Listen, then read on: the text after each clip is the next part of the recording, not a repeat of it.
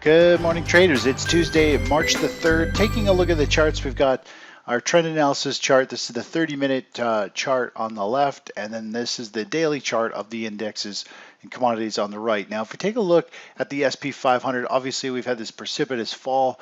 We got into this what looks to be a big doji or a bottoming style candle. Yesterday we had a huge short covering rally, and today the big question is over the next couple sessions, are we going to see this come back down, test these lows, and continue the big volatility?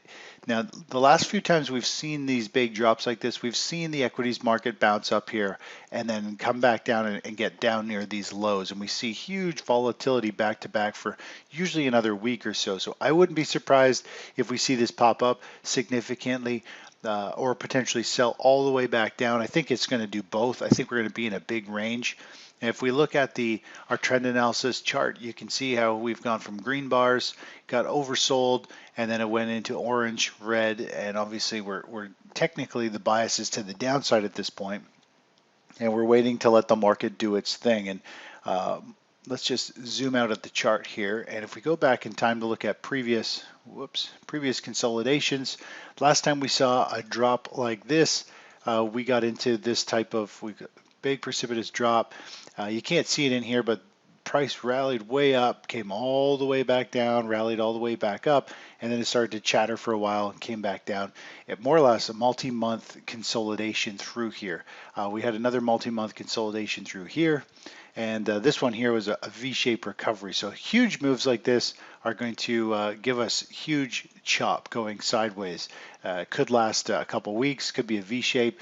Overall, the key thing here is to know that risk is very high. Moves are going to be big and wild, and we need to really just try to protect our capital. Just because things are moving big doesn't mean you really want to stick your neck out there and try and take a stab at it. It's a great way to equities up, 5% yesterday.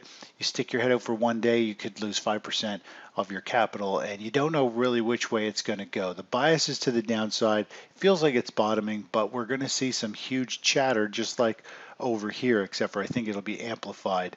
We could see, 5-8% chatter going forward here over the next few weeks. So let's take a look at the other markets. Overall, we're letting the market kind of dissipate. We're going to see how things start to shake out over the next few sessions. If we take a look over at the chart of bonds, bonds had a nice pop yesterday. They've started to pull back.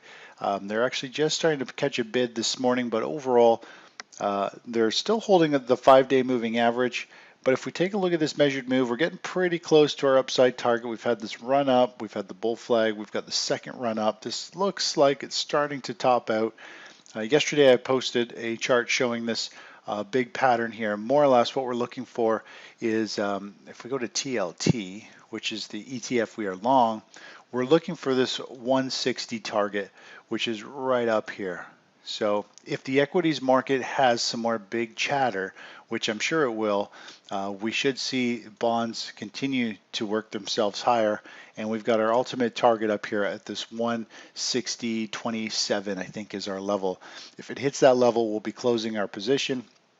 It'll be a full measured move from this previous move. It's also about a 15% gain. And the way bonds move is typically when they hit a 15% gain, we see a very significant multi-month correction in price. So that's what we're looking for there. And of course, if this hits that level, that also means the equities markets have most likely worked themselves out and they're ready to stabilize, or they are stabilizing, and they're on the verge of starting a new uptrend going forward. Now, if we take a look over at, let's take a look at the VIX. VIX is down a little bit today. Obviously, we had that huge spike in the VIX. It's starting to fade down. Even though the volatility in price could still be high, I think we'll see the VIX more or less slowly work itself lower. Even if price dips down for a double dip, I don't think we'll see this hit new highs. Typically, what happens is the first spike is the biggest. And then after that, even if the stock market makes some lower lows, the VIX typically doesn't make the lower lows. They've already been spooked, and now they get comfortable with that level of fear, and it might stay up here. But typically, we don't see the VIX spike up again in this type of situation, even if the equities market pokes to a nominal new low. So overall, I think more or less the spike has been done, and I think we'll see this continue to trade sideways and fade lower going forward. Looking over at let's take a look over at utilities, XLU. Talk about some huge swings in the markets. Look at utilities. It was the leader of the pack, got completely decimated. And yesterday, look at that green bar yesterday. Huge move. Money just, swinging for the fences. Everyone getting out, everyone piling in. And more or less looks like almost like a big chunk of it, I think, is a short covering rally. If you look at yesterday's price action, let's just look at our trend analysis chart. You can see here as price rotated down, huge capitulation bottoming, and then yesterday, the last half an hour of the day, I actually saw it coming a little bit early. We got into a short squeeze, and if it was going to get above this level in that final half an hour, we're probably going to see a big short squeeze, and the market did. It took off. Money piled in, and everyone shorting who was short wanted to cover their position, and it just created this huge pop in price. So money piled into the equities market the last half an hour, not just utilities, but equities in general. And of course, they dumped out of bonds, but bonds are still holding up very well. If we take a look over at our trend analysis chart here, let's just look over here. Here is the chart of gold. I'll go over gold in a minute, but let's take a look over at bonds. The key here, bonds trend is still trading higher. We're still trending up, and let me actually pull up a better chart. Sorry about that.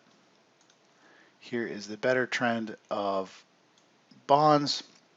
More or less, we've had this, went from a downtrend. We had this first run up. It's consolidated down, got oversold. It's got the second run up. And we're hoping we're going to continue to see bonds push a little bit higher. But I think more or less, majority of the move for bonds are done, and we'll be ratcheting up our stop, because if this starts to pick up speed to the downside, we just want to get out, lock in those gains, and look for some fresh setups as the market evolves. Taking a look over at gold, precious metals. Here is the chart of gold. You can see here, big drop, margin calls forcing a lot of markets lower. We've got orange bars here, which is indicating that the trend is potentially reversing to the downside, but not so. I think a lot of that has to do with the margin calls and the big dramatic price to the downside. We are oversold, and I think we'll see how it pans out. We really need to see how this week's going to play out in terms of volatility across the board for different asset classes. There was a big shock yesterday, so this week is going to be kind of a chatter week going forward. Looking at silver, up 0.6%, same as gold. Obviously, it had a huge drop, push down, pokes to some new lows, big cleansing of the market. And again, if we just zoom out here, you can see the overall price action. In the grand scheme of things, it is still a big bull flag, still very bullish, on metals going forward. This is what I think is a big temporary kind of setback, a big kind of range in price. And I think gold and silver and miners will do very well eventually. But overall, when margin calls hit, this is what we saw in 2008. Everything gets hammered, and we see gold, silver, miners all collapse with the market. That's the only thing. Even though it's the best asset class to be in, when people are forced to liquidate, those positions get closed, and it creates these huge drops in the market. And that's just something we can't get around. Taking a look over at energies, natural gas up 1.8% this morning.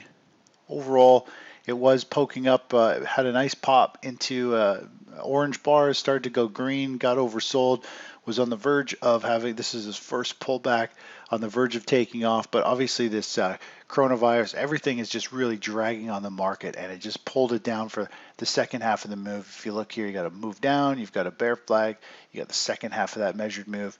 We end up getting stopped out on that play. We're going to let that be. If we look over here, you can see it's getting increased volatility. So we had a nice big pop to the upside. Now we got a huge drop to a new low. I think we could see some increased chatter here, and it could build a new base going forward for us to potentially get long down the road.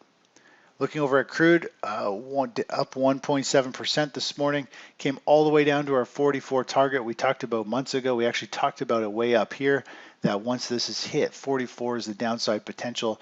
Looking back, it would have been nice to get into that play, but it seemed to be moving a little different back then, and we didn't get into that trade. But overall, it's now hit that level. If we zoom back on the chart, here is this level that we are looking at, more or less this cluster low of these lows right down here. And so now we're going to see how this recovers, or if it recovers, if it's going to chatter and continue to perform, or if it's going to underperform. We do have an ultimate downside target. If we go all the way back here, all the way down to 2650, which if we throw a Fibonacci extension on here, we can get an idea of where the next downside target is. So we'll go from the previous two highs, at least as long as we hit two highs, we'll go down here to this pretty significant chatter here. We'll go back up to roughly over here. If we take a look at the price action, so 36 is our next kind of critical downside target. Obviously, it could go all the way back down to this double bottom around 2650. This could be seen as a really big bear flag that is unfolding. We've got a huge move down. It's more or less kind of trading sideways here, and it's starting to break down. Obviously, we break this level here, it could be lights out for a continuation waterfall sell-off and potentially even further down to this area, which would completely devastate the oil market here. And the Canadian dollar would fall dramatically. Canadian dollar is very tied on to the crude oil price. So as it continues to fall, we see the Canadian dollar fall as well. To close off for the day, one last sector. This is the weekly chart on the right-hand side here.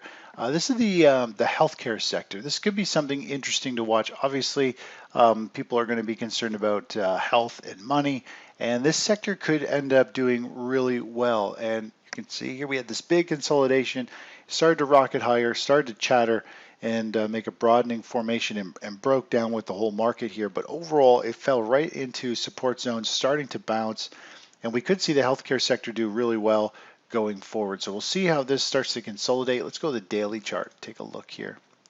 If we look at the daily chart of the healthcare sector, this could be something really good. If it builds a nice base and launch pad, we may want to get into the XLV.